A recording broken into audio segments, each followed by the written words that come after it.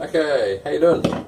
On to the next step, and this is the thing I've been most nervous about, as I've only really got one shot at doing it. I purchased via eBay a Californian redwood top. What this does, will go, well, when I get it lined up probably, will go onto the top of the body, giving you a very beautiful exotic top, while the solid of the body is of course the more typical basswood. But I've got to get these glued together, and I've never done this before, and if I screw it up I don't have a spare one of these lying around. The big problem I'm having as I've lined them up is that there is a tiny bit of daylight coming through at the top there. They're not 100% dead flat, probably just from the packaging and has been knocked around a bit, and there's some little dents and bumps in there. I've got to get those sanded out. Downside to that is I don't really, the only truly flat surface I have is the edge of my spirit level. But I saw a guy do this on YouTube and I thought it was a great idea, so I'm totally ripping it off and I hope it works. I've cut a couple of strips of, I think this is 120 grit sandpaper, and I'm just going to use double-sided tape to stick those to the edge, and then I can use that to just take off a tiny bit, we're talking minuscule amounts, to try and get that edge as level as we can, hopefully. So I'll keep you posted as we go. Most of what I'm doing here I have just stolen from other guys on YouTube. Some guys in their shed like me, others actual really great professional luthiers. And I'm pretty much ripping off everything I can from all of them. Seems the easiest way. Decent collection of clamps was probably the best thing you could ever invest in, if you're even thinking about doing anything with wood. So I know that it was at the top bit of it, which is up there. Easiest way to test this is line them up and just hold them up to a window. You shouldn't see any daylight through it all. I've got a couple of tiny slivers, very little. So I am now very gently going to run this back and forth. I'm not putting any weight on this at all, I'm just holding the sides.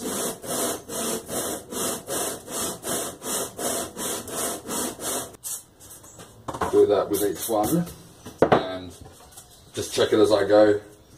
As soon as I can hold them up and not get any daylight coming through, I'm going to assume that's dead flat.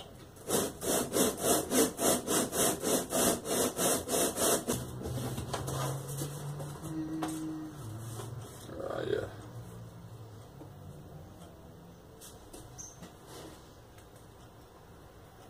Already much better. Sorry if I'm blocking your view there, but my window's behind you.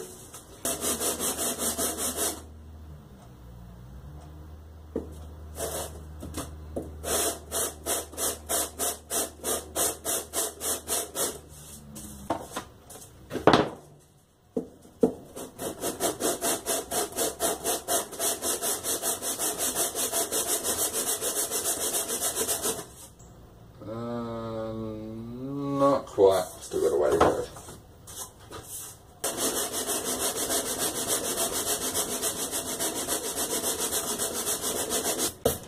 I'm getting a bit more sawdust left along the full length of it here, which sort of tells me that I am actually taking wood off the complete length. So hopefully I'm now getting closer to that level flat that I'm looking for.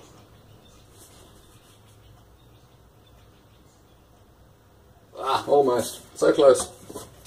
So very close.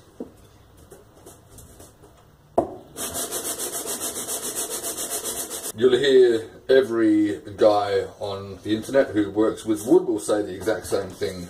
You can take more wood off, you cannot put it back once it's gone. And that is something I've been having drilled into my head for the last 2 years of watching guys on YouTube and how they build their stuff. It's a good idea. Alright, I think we got it. Well done me. I am happy with myself. That was my first ever attempt at that. And thanks to whoever it was on YouTube that I ripped the idea off from. Can't remember who that was now. I reckon it was Fletcher Custom Guitars, a guy here in Australia. I watched him, all the stuff he's posted, he's done complete builds from start to finish. I reckon that was one of his ideas. He did his differently by doing it by hand, but thank you, Mr. Fletcher. Good idea. Okay, we are now ready to start gluing. Like I said before, this is the bit I've been most nervous about. The glue that I'm using is Titebond, which is the universal standard for woodworkers and luthiers worldwide. Got baking paper down. I've been told that this will help prevent you gluing your top to the workbench, which is probably a really good idea. It sounds like the kind of thing I would have done otherwise. The baking paper will apparently peel off much easier once it's dried. So what I've got to do, put a whole bunch of glue down one end, stick them, and then clamp them together, for which I need my bigger clamps. Since everything else I have is about a 300mm clamp, which is not quite big enough for this. This is nerve-wracking, because once it's in place I can't really come back from it. So this is your Titebond original wood glue. Apparently when you use this stuff, the bond itself is actually stronger than the wood it's holding together, which is why they use it for instruments. I'm going to put a fair amount of glue on there. I can also just wipe off the excess as quickly as I can, but I'd rather have too much. Again, everybody tells me that you should have a good amount of squeeze out. You should have glue being pushed out along the whole length of your join. Wipe that off and then you can just sand it or scrape it when it's dry. How you doing? The video stopped recording as I was about to start gluing, so we missed it all, just to show you what we've ended up with.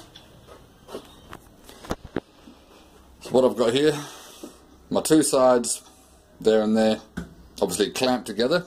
I've got 4 600mm clamps spaced evenly, and that block of wood, this is actually the block of wood I've made up to use as a neck jig to hold up the body when I start painting it and such. So that's down here, but that's about the right length, so I've sat that on top just to give it a bit of weight to get it as even as possible along there.